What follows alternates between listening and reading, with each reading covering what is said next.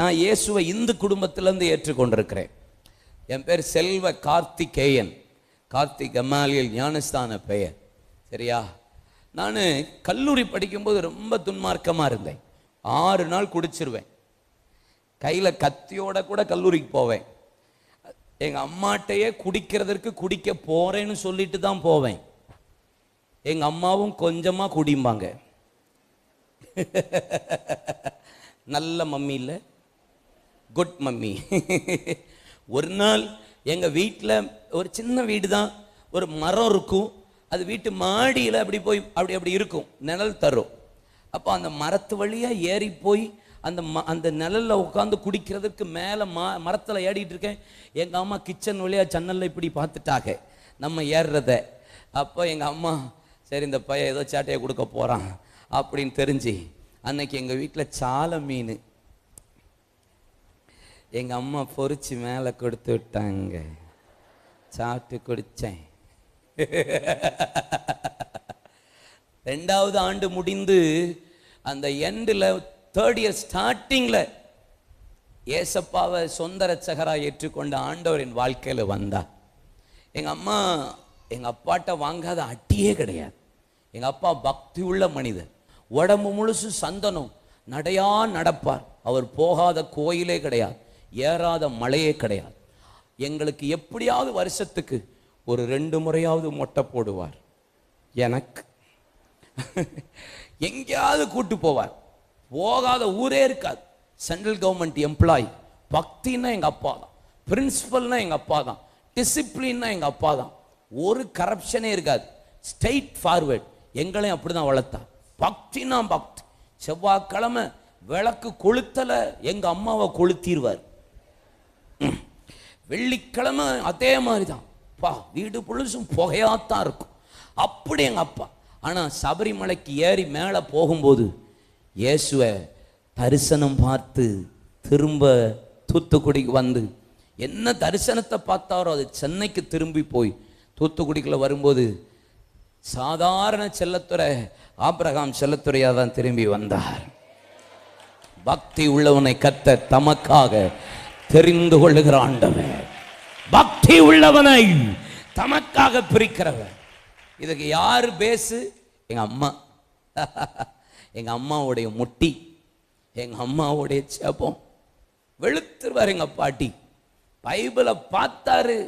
4 பைபிளை எங்க அப்பா கிழிச்சிருக்கிறார். 2 பைபிளை கிழிக்கிறதற்கு நானே ஹெல்ப் பண்ணியிருக்கிறேன். அதனாலதான் என்னவோ தெரியல, முட்டியை போட்டு என்ன படிக்க வைக்கிறாரு. படிடா படிடா படிடான்னு முட்டியிலேயே 12 முறை 14 முறை பைபிளை படிச்சிருக்கிறேன்னா யோசித்து பாருங்க. என் வீட்டுக்காரைக்கு திருமண அன்றைக்கு, கல்யாணம் அன்னைக்கு முழு பைபிளையும் முழங்காலில் வாசிச்ச பைபிளை தான் ஆண்டவருடைய வசனம் எனக்கு கொடுத்த வசனத்தை எழுதி அந்த பைபிளை தான் அவளுக்கு நான் கொடுத்தேன். அப்படி ஆண்டவர் என்னை நடத்தினார். பைபிளை கிழிச்சவன பைபிளை தூக்க வச்சு கொல்லுன்னு கொள்றாரு என்ன. இல்லையா சொல்லுங்க. எங்க அப்பா மரிக்கிற வரைக்கும் பைபிளும் கையுமா தான் இருந்தார். 2017 May 3rd கர்த்தருடைய ராஜ்யத்தில் இளைப்பாற போனார். எங்க அப்பா என் கண்ணு முன்னாடி தான் இருந்தார். அப்பா சொன்னேன், எப்போ அவங்கள ஒப்பு கொடுக்குறீங்களான்னு கேட்டேன். 1ஆம் தேதி சென்னையில் பிரசங்கம் பண்ணிட்டு காரில் வரும்போதே ஆவியானவர் என்கிட்ட பேசிட்டார். உன் தகப்பனை நான் எடுத்துக்கொள்ள போகிறேன். காத்துட்டே இருந்தேன். 3ஆம் தேதி வந்தது. எங்க அப்பா ரொம்ப பலவீனப்பட்டார். படுக்கிற போதே ஆண்டவர்கிட்ட 20 நிமிஷம் நான் எங்க அப்பா அம்மா 3 பேரும் ஜெபம் பண்ணினோம். ஒப்பு கொடுத்தார், சிரிச்சார். கண்ணில் இருந்து தார எங்க அப்பாவுக்கு கண்ணீர் போனது. அழுதா அப்படியே பரலோக ராஜ்யத்துக்குள்ள போயிட்டார். மகிமையில் இயேசுவை தரிசிக்கும் நேரத்தில் அந்த நல்ல பாக்கியனா. எவ்வளோ நல்ல பால. எங்க அம்மா ஹார்ட் பேஷண்ட். எங்க அம்மாவுக்கு 2 வால்வு ஒர்க்கே ஆகாது. அப்படிப்பட்ட கண்டிஷன்ல பைபிளை பார்த்தா அட்டி வெளுத்துருவார், பிச்சிருவார். எங்க அம்மா எங்க பக்கத்திலே நாங்க போக முடியாது, வெளுத்துருவார். எங்க அம்மா கூட ஒரு சிஸ்டர் ஜெபம் பண்ண போவாங்க. அந்த சிஸ்டர் எல்லாம் பேசின பேச்செல்லாம் எங்க அப்பா அதன் மத்தியிலும் பொறுமையா உபத்திரவத்திலும் எங்க அம்மா விடாம எங்க அப்பாவுக்கு தெரியாம ஜெபம் பண்ணிட்டே இருப்பாங்க. எங்க அப்பா வெள்ளிக்கிழமை மட்டும் கொஞ்சம் லேட்டா வருவார். அதனால எங்க அம்மா ஒரு சபைக்கு நடக்க முடியாது, வாழ்வு பிரச்சனை. ஆனாலும் கையில காசு இருக்காது. நடந்து நடந்து நடந்து நடந்து ஃபாஸ்டிங் ப்ரேயர் அட்டன் பண்ணி நடந்து திடீர்னு என்னைக்காவது வெள்ளிக்கிழமை வந்துட்டார். எங்க அம்மாவை அடிக்கலாம், கொஞ்சம் நஞ்சமே கிடையாது. எங்க அம்மா அடியை வாங்கிட்டு படுத்துட்டு ஏசப்பா ஏசப்பான்னு கூப்பிடுவாங்க. கண்ணீரோடு நான் இயேசுவை ஏற்றுக்கொண்டதுக்கு என் குடும்பத்துல நான், என் சகோதரன் சகோதரிகள்லாம் கர்த்தரை ஏற்றுக்கொண்டோம். ஒரு நாள் எங்க அம்மா கூட உட்கார்ந்து நான் ஜெபிச்சுட்டு இருக்கும் போது எங்க அம்மாட்ட கேட்டேன், எப்படிமா நான் குடிக்க போகும்போது குடின்னு சொன்னீங்க, கொஞ்சமா குடின்னு எப்படிமா உங்களால சொல்ல முடிஞ்சதுன்னு கேட்டேன். எங்க அம்மா சொன்ன வார்த்தைன்னு தெரியுமா? நீ எங்கடா போயிருவ, நீ எங்கடா போக முடியும், முழங்கால வச்சிருக்கிறேன் உன்னை, எங்கேயும் போக முடியாது. அவர் சட்டைக்குள்ள உன்னை உட்கார வச்சு வச்சு வச்சு ஜெபிச்சிட்டு இருக்கிறேன். ஒரு தாயாருடைய உண்மையான ஜெபம், பாடுகள் உபத்திரவம் போராட்டம் என்ன நிந்தைகள் அவமான அடிகள் விழுந்தாலும் நீங்க தேவ சமூகத்துல ஜெபிச்சுட்டே இருந்தீங்கன்னா பரலோகமே உங்களுக்காக விண்ணை விட்டு இறங்கி வரும். அடி விழும், பாடுகள் உபத்திரம், அதன் மத்தியில் ஸ்தேவம் அடி கல் எல்லாம் விழுந்த போதிலும் கர்த்தர் சமூகத்தில் கண்களை ஏறெடுத்து பார்த்த போது இதோ பிதாவின் வலது பாரிசத்தில் இயேசு நிற்கிறதை கண்டபோது ஐயோ மகிமை, பிதாவே இவர்கள் இன்னது செய்கிறது என்று தெரியாமல் செய்கிறார்கள், மன்னியும் என்று சொன்னபோது அவர்கள் கல்லறிந்தார்கள். அவன் தேவ தூதன போல மகிமை காணப்பட்டானா. உங்களுக்காக பாடுகள் உபத்திரவம் போராட்டத்தின் மத்தியில் நீங்க பரலோகத்தை பார்ப்பீங்கன்னா கண்களை ஏறெடுத்து பரலோகம் உங்களுக்காக விண்ணை விட்டு இறங்கி கர்த்தர் உங்களுக்காக யுத்தம் பண்ணுவா. ஆமென், ஹல்லேலூயா. செய்வாருங்க. நீ என்ன வரட்டும், நித்தம் என்ன வாசப்படி நிலையருகே காத்திருந்து எனக்கு செவி கொடுக்கிறவன் பாக்கியவா. ஜெபத்தை விட்டுறாதீங்க. நான் அந்த துன்மார்க்கமா இருந்த நேரத்தில் ரட்சிக்கப்பட்டேன். 3rd இயர் முடிச்சேன், வேலை இல்லை. 1 வருஷம் காத்திருந்து உபவாசத்துல ஜெபிக்கிறேன், வேலை கிடைச்சது. 500 ரூபாய் சம்பளம். அந்த 500 ரூபாய் சம்பளத்தை வச்சு ஆண்டோட்டு அழுதேன். என் ஆண்டு சொன்ன, என்ன நீ நம்பி இருக்கிறில்ல, உன்னை செழிக்க பண்ணுவேன். He who trusts in the Lord will prosper. கர்த்தரை நம்புகிறவன் செழிப்பான். நான் உன்னை செழிக்க பண்ணுவேன். இன்னைக்கு எனக்கு கர்த்தர் ஒரு ஃபேக்டரி தந்திருக்கிறா. 50-60 பேர் வேலை பார்க்குறாங்க. ஆமே, 500 ரூபாய் சம்பளம் வாங்கின இந்த கை 38,000 ரூபாய் என் மேனேஜருக்கு இந்த கையை வச்சு சம்பளம் கொடுக்க கர்த்தர் என்ன வச்சிருக்கிறார்.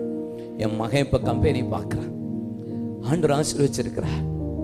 அந்த நேரத்தில் நான் வேலை பார்த்துட்டு இருந்த போது, வேலை பார்க்கறதுக்கு ரட்சிக்கப்படுறதுக்கு முன்னாடி துன்மார்க்கமா இருந்தேன்.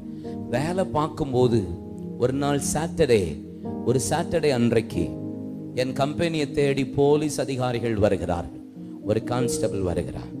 வந்து என்னுடைய கம்பெனி ஸ்ட்ரீட்லையும் அடுத்த தெருவு தான் அந்த சென்ட்ரல் போலீஸ் ஸ்டேஷன். என்னை தேடி வந்து, உங்களை இன்ஸ்பெக்டர் கூப்பிடுறார், கொஞ்ச நேரம் வந்துட்டு போக முடியுமா அப்படின்னு கேட்கிறார். என்ன எதுக்கு கூப்பிடுறாங்க? நான் முந்தி பல பிரச்சனைகள் சண்டை பண்ணியிருக்கிறோம், தப்பு பண்ணியிருக்கிறோம். அப்பயே வராத பிரச்சனை, கடைசியா ஒரே ஒரு பிரச்சனையில நான் மாட்டினேன். ஆனா கிருபையா கர்த்தர் என்னை தப்புவித்தார்.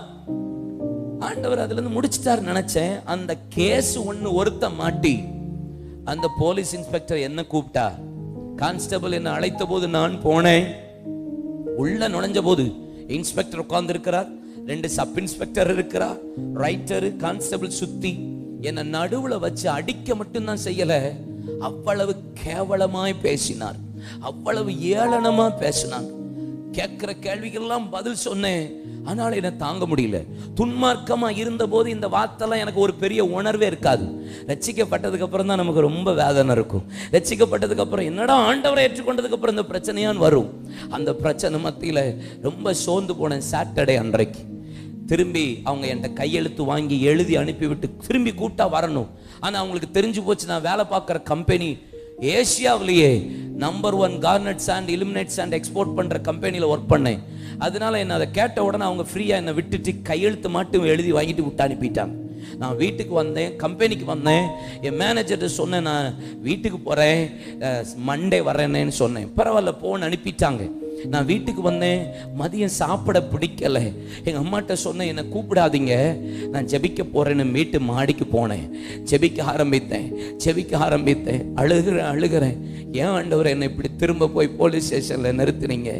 ஏன் ஆண்டவர் என்னை இப்படி நிறுத்திங்கன்னு அந்த உபத்திரவம் பாடு நிந்தையில் அழுதுகிட்டே இருந்தேன். விடாம போராடின ஆண்டவர்கிட்ட. நேரம் ஆகுது, மாலை வருது, இரவு வருது, 10 மணி 11 மணி 12 மணி. ஒரு சத்தம், ஒரு பாட்டு, ஒரு வசனம். ஏதாவது பேசுவாரா, ஏதாவது சொல்லுவாரா, ஏதாவது எனக்கு ஆண்டவர் சொல்ல மாட்டாரான்னு காத்து அழுகிறேன். ஒண்ணுமே இல்லை. 2 மணி ஆயிடுச்சு. ஏர்லி மார்னிங் 3 மணி. ரொம்ப சோர்வாய் முட்டியில் இருந்தவன் அப்படி தூங்கிட்டேன். காலையில சபை 7:45 எங்க சர்ச் ஆராதனை, ஒரே ஆராதனை தான். 7:45 நான் என் சபையில 7:30 7:15 7:30 போய் முட்டி போட்டுருவேன். ஆனா இன்னைக்கு சபைக்கு போக பிடிக்கவே இல்லை. 7:30 கிளம்புனேன், குளிச்சேன். 8 மணிக்கு இஷ்டத்துக்கு சர்ச்சுக்கு போனேன். கோவத்துல தான் போனேன், பிடிக்கல. என்னை விட்டுட்டீங்களேன்னு சொல்லி உள்ள நுழைஞ்சேன். 8:15 என் சபை வாசல்ல பைக்கை நிறுத்திட்டு என் சபையில காலை தான் வச்சேன். மேடையில் நின்று என் சபையின் போதகர், என் தகப்பன் வாயிலிருந்து ஒரு பாட்டு, துன்ப பெருக்கிலே சோர்ந்திடாதே, அன்பர் அறியாமல் வந்திடாதே, கண் விழி போனா காத்திடுவே என்றனரே,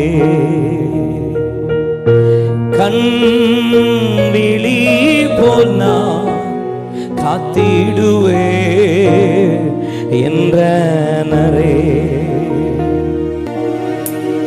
நான் உள்ள நுழைஞ்சி எப்ப நான் வழக்கமா ஒரு இடத்துல முழங்கால் போடுவேன். எங்க போய் முழங்கால் போட்டதுதான் தாமதம். அவர் பாட என் கையை உயர்த்த பேச ஆண்டவரே நேத்து இரவெல்லாம் அழுதனே, இன்னைக்கு தான் என் கூட பேசுறீங்களான்னு என் மேல ஒரு மகிமை இறங்கியது பாருங்க. கர்த்தர் என்னை அபிஷேகம் பண்ணின அப்படிப்பட்ட ஒரு அபிஷேகத்தை நான் என் வாழ்க்கையில அனுபவித்ததே கிடையாது. என்னை அந்த அபிஷேகம் ஆறுதல் படுத்தியது, என்னை பலப்படுத்தியது.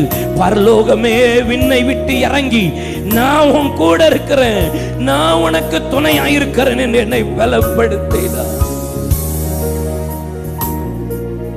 அன்பராம் இயேசுவை பார்த்து கொண்டு இன்பமாக பாதையோடு, அன்பராம் இயேசுவை பார்த்து கொண்டு இன்பமாக பாதையோடு, தாமே வழியும் சத்தியமும் ஜீவனுமே, தாமே வழியும் சத்தியமும்.